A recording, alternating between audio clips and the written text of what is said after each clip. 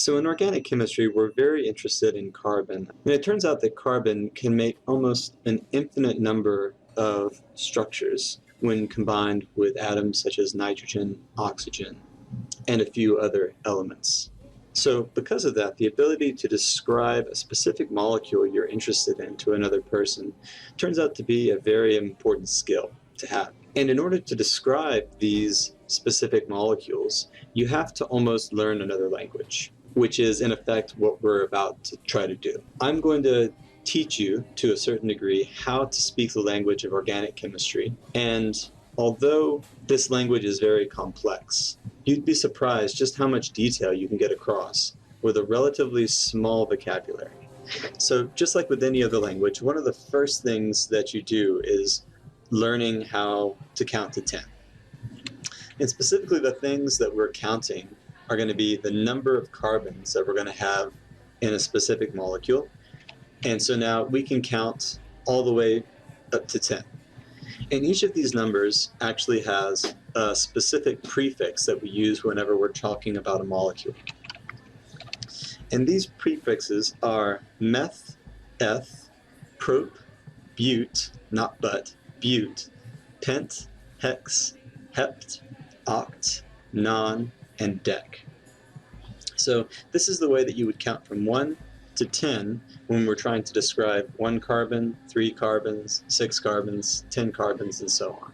So counting actually turns out to be a little bit more complicated when you're trying to describe carbon, because carbon can actually take on a variety of different forms.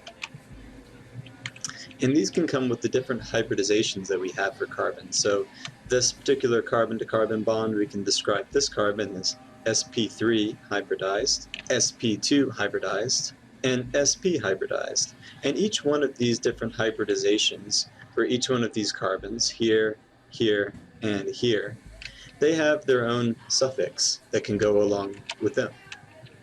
So if you were to talk about this molecule, its suffix, the way it ends, all of its naming conventions, is with an ane. This molecule ends with an ene, and this molecule ends with an ine. So if we were to describe this molecule with 1, 2 carbons, the way we would describe it would be both with the prefix and with one of these suffixes. And since we have an sp3 hybridized carbon here, we would count 1, 2, so eth, and since it's sp3 hybridized, it would end in ane. So this would be ethane. This carbon combination, because we have 2 carbons, would still be eth, but since we have an sp2 hybridized carbon, this would be ethene. And at this point, you're probably catching on to a trend. This carbon combination, again, 2 carbons, but now sp hybridized, so this would be ethyne. Other simple permutations could be, if we counted this carbon unit, we'd have 1, 2, 3, 4, which would be bute, and so we only have an sp3, and so therefore the suffix would be ane. So the way we would call this molecule would be butane, or butane. And now what happens whenever we have more complicated structures for this sp2 hybridized configuration? It turns out that for this molecule we have 1, 2, 3 carbons, but we have a little bit of a mixture between sp3 and sp2. If you have this kind of scenario, it turns out that sp2 has what's called a higher priority than sp3. And so if we were to name this molecule, we would utilize the ene suffix because it has a higher priority. And so this would still have an ene suffix, but we'd have 1, 2, 3, so this would be prop-ene. So this would be propene. And this molecule, in a very simple combination, if we had 1, 2, 3, 4, 5 carbons, 1, 2, 3, 4, 5 carbons, we'd have a pent. And since we have an sp hybridized carbon, this would have an ine suffix. So this would be meth, eth, prop, bute, pent, pent-ine, pentine. So what happens if we get away from just having carbon in our molecules? In organic chemistry, we definitely utilize carbon quite a bit, but other major players are going to be oxygen and nitrogen. Oxygen and nitrogen show up all the time. And so we can actually combine carbon, oxygen, and nitrogen in a variety of ways. And there are some ways that reappear over and over and over again, so we actually have names for these. This combination of carbon, oxygen, and carbon shows up so often that we give this guy its own shorthand name. And if you see this carbon-oxygen-carbon, where carbon is sp3 hybridized on both ends, this has a name. It's called an ether. Another carbon-oxygen combination is if you have only one carbon on one side and on the other you have a hydrogen.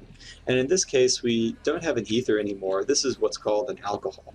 Another carbon-oxygen combination would be if you had a carbon bound to two other oxygens. And in this particular way, if you had a carbon bound to a carbon, which is doubly bound to an oxygen, and you have another oxygen with a hydrogen, this type of combination shows up so often that it gets its own name as well.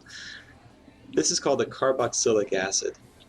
And then if we change this hydrogen to another carbon, it gets a whole new name. This is called an ester.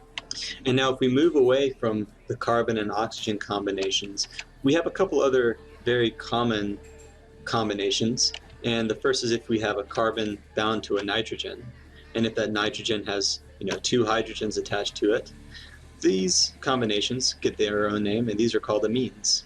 And if we just replace one of these hydrogens with another carbon that has another carbon with doubly bound oxygen to it, this gets its own name as well. This is called an amide. So all of these combinations of oxygen, nitrogen, and carbon, these are all called functional groups.